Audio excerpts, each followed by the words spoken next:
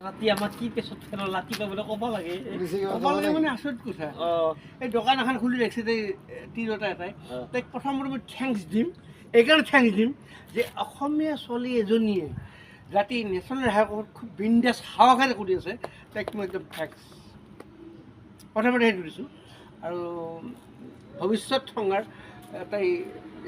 হিৰত সেন্দুৰ থাকিলে আমি অসমীয়া মানুহে ভাবোঁ তাই বিবাহিত নিজৰ নিষ্ঠাৰ আছে হয়তো তাই ল'ৰা ছোৱালী কি আছে বুজা নাই আমি এতিয়া আহি আছোঁ বৰ ভাল লাগিল অতি সাহসেৰে কৰা ছোৱালী এজনী আজি পালোঁ আজি সঁচাকৈ আমি কামনা কৰি বিৰাট ভাল লাগছে ৰাস্তাৰ কাষত এখনি কি বুলি কয়